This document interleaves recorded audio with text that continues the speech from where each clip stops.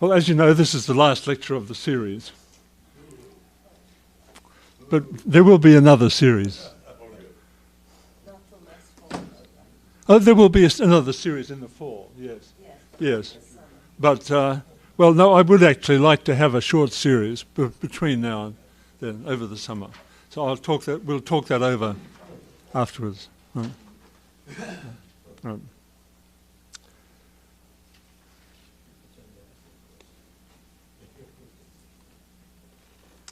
In the last lecture, we saw that purpose and value are present in the world through the existence of living things. We didn't create them. They're part of the constitution of the world. Although the inanimate world, viewed by itself, may be mechanistic, the living world is not. Living beings are essentially purpose-driven. While they often incorporate many machine-like qualities, which can be the object of successful scientific investigation, they are not machines. They manifest purpose, natural purpose, both in their actions and in their organic structure. They originate natural value. Some things are good for them and some things are bad for them. If we view at least that corner of the world, which is our planet, it is pregnant with purpose. This doesn't mean that all living things themselves have intentions, which would mean that they have conscious minds and wills, but that they suggest by their actions and forms that they are the product of a being with intentions. We saw also that there is in the world a natural, self-creating hierarchy of living beings. The lower, simpler, more restricted forms of life have changed themselves under the purposeful impulsion of their will to live into higher, more complex and more powerful forms of life. Bacteria have changed themselves into plants, which are more productive and fruitful, and plants have changed themselves into animals, which are still more fertile and prolific, more capable and competent. And animals have changed themselves into us. Once begun, life has been creative. It has manifested the energy to create purposefully for itself ever greater and higher forms of energy. The process of evolution has been driven by purpose. And we have no idea how this is possible.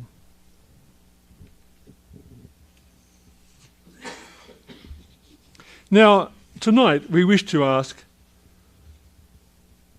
whether, over and above the presence in the world of purposeful life and purposeful evolution, we have reason to believe that the world itself, and as such, the system as a whole, exists for a purpose.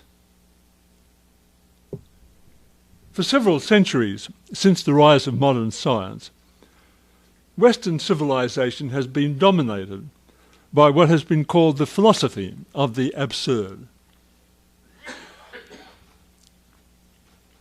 The view has prevailed among those who consider themselves enlightened that the universe is ultimately absurd, because science tells us it is nothing more than a gigantic mechanism which possesses in itself no meaning, purpose or value, and in which there is no rational reason to believe is the work of a supreme mind in particular. In particular, it views human existence as absurd because although we have life, minds and purposes and are capable of giving and receiving meaning for one another's lives through our relationships, we are cast nonetheless into a mindless universe which places no value on our existence or our happiness, but purely by the whim of chance both brings us into existence and robs us of that existence. But the argument of these lectures has been to repeat, first, that the purposelessness of the empirical world is not a doctrine of science, not a truth that it has discovered through investigation, but is nothing more than a methodological assumption, an a priori of science, developed historically for practical reasons and helpful for its practical purposes, but having no necessary significance for the deeper understanding of the cosmos. Second, we've argued that if we look at all closely at the living world around us, we see a very different picture from that painted by science. A world governed by teleological causation, whose very possibility we are absolutely incapable of understanding, except on the supposition that it has been created by an intelligence. If we set the mechanistic, methodological assumptions of science to one side, every living being in the world speaks to us of the existence of a supreme mind. For there is no other way that we can make the teleologies that we observe in living beings intelligible. In asking, therefore, whether the universe has a purpose, we are asking what motive could justify a supreme mind in creating this world.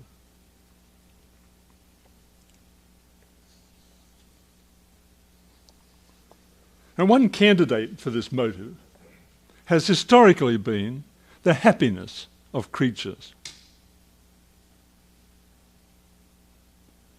Our great aim in life as individual persons is to find happiness.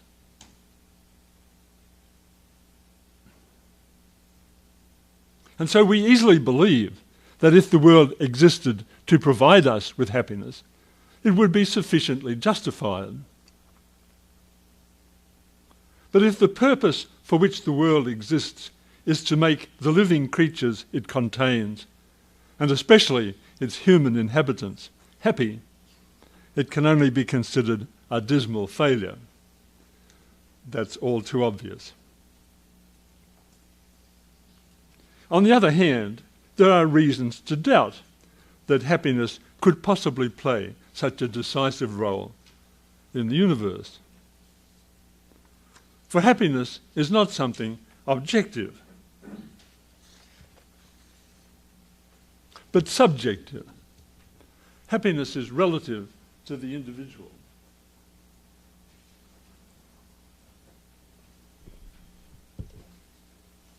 There are two main theories about happiness. In the ancient world, it was believed that happiness consisted in the fulfillment of our nature, which was interpreted to mean, above all, leading a life in accordance with reason. The modern theory, by contrast, is that happiness comes from the fulfillment of our desires. But both of these theories can be doubted. It seems doubtful whether the rational conduct of life is sufficient to create happiness, given the reality of suffering, evil and death. Already for the ancient Stoics, this was a grave problem. And secondly, it's possible to ask whether the satisfaction of our desires will actually succeed in making us happy, or is even capable of doing so. The ancients thought that that was far too self-centred a goal to achieve that effect.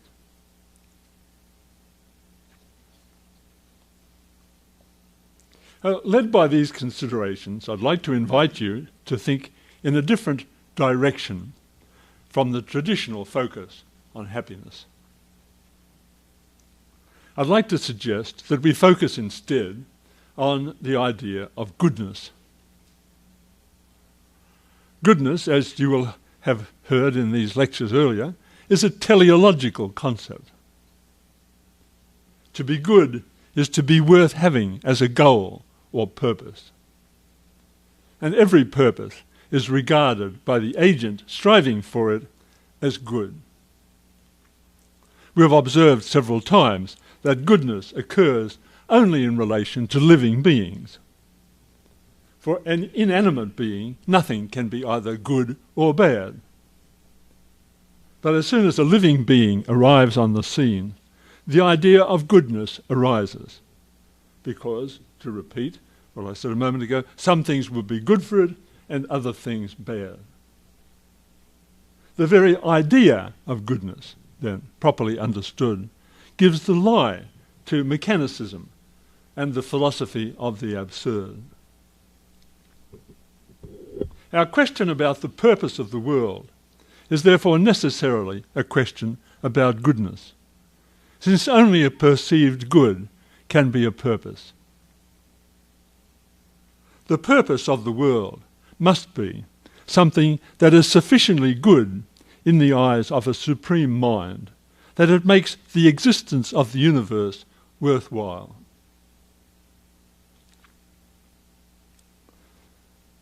There are very different kinds of goodness. Much of what we call good is so only instrumentally. It's good as a means to something else. That cannot be the kind of goodness we are looking for. We are looking for something that is good in itself, inherently, by its own nature. Furthermore, we're looking for a kind of goodness that makes other beings good. For we're seeking a kind of goodness that will justify the universe. Some believe that love is this goodness, either loving or being loved. Yet love by itself is not necessarily good, for it can be evil. The highest kind of goodness is moral goodness. This is recognized almost universally. Moral goodness means doing the right thing for the right reason, not merely doing the right thing, performing some external action, but it's crucial to the concept of a morally right action that it is done for the right motive or purpose. And the right reason is because it's the right thing to do. It's not enough to perform the right exterior action. It's even more necessary to have the right motive. If the only reason why we help the elderly lady across the busy street is because we hope she will remember us in her will, we have not performed a morally worthwhile action. Some have considered that aesthetic goodness, beauty, is ultimately higher or better than moral goodness. But while moral goodness is undoubtedly an objective quality of the person who is morally good, beauty is not, properly speaking, an objective quality of the objects we call beautiful, but rather a reflection of the quality of our own feeling, as Kant has shown. The source or foundation of moral goodness is the interior freedom of the adult human will. This freedom is something unique in the universe. It's the highest and most powerful of the teleological causes that occur in nature. Some think our highest power is intelligence, and there's a large industry devoted to attempting to create what's called artificial intelligence. No doubt intelligence is a great power, the power of insight. But intelligence alone, if we could imagine it disconnected from the freedom of the will, with which in reality it forms an integral whole, intelligence alone has no special claim to nobility, honour or dignity. A criminal mind is still a mind, even though criminal. The mere fact that something is observed or understood does not make it valuable. What confers dignity and value on a human being, in our experience, are two things, on two different levels. First is the fact of our nature, that as adults we are in charge of ourselves and our actions. Because our will is free, not bound to any force or factor preceding our decision, we have the power to initiate actions. And our actions therefore belong to us. They are ours in a unique way. They are imputable to us and to no one else. We are responsible for them and for their effects in the world.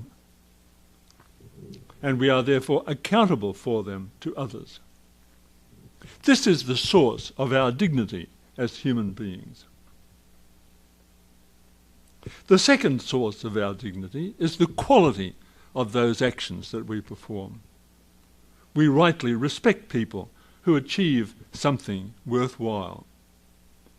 If their actions are morally good, that is, if they respect the freedom and the human dignity of others, then they possess moral dignity or worth, which demands in its turn to be respected and honoured by others. The interior freedom of the adult human will is the foundation of moral value. A will that's not free, for example, when it's thoroughly under the dominion of drugs or alcohol, is not subject to moral judgment, although the action by which we allowed ourselves to come under that dominion is certainly so subject. A will that is not free cannot be either moral or immoral. But as soon as it gains its freedom, it immediately becomes subject to moral evaluation. If we are looking for a purpose that would justify the creation of our world, it will surely have something to do with the freedom of the human will.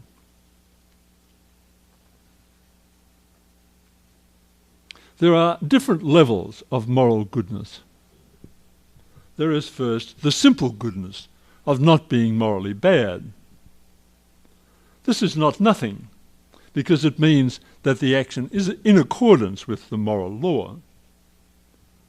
But the highest kind of moral goodness comes into existence only in the encounter with suffering and evil. It's realized in the effort of the free adult will not to be overcome by suffering and evil, but to resist and to overcome them. If this thesis should be correct, it would entail that suffering and evil, I will not say are necessary, but that in this created world they are of such a nature that good can come out of them, and a kind of good, a supreme goodness, that cannot come into existence in any other way.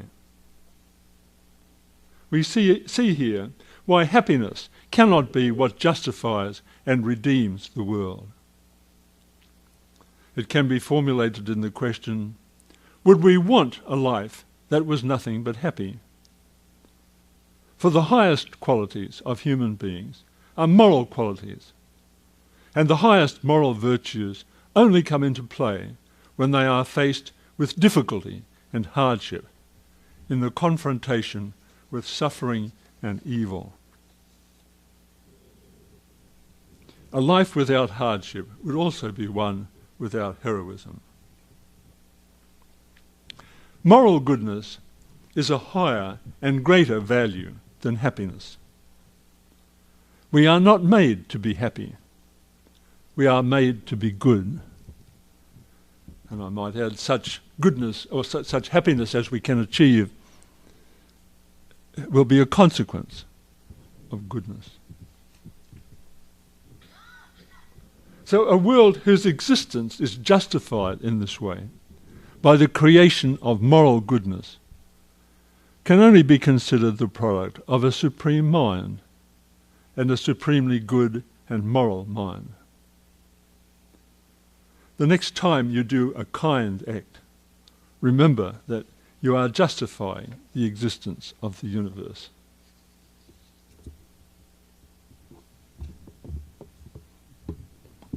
Thank you. I realise I could have said a lot more on this subject, but I'll leave it there.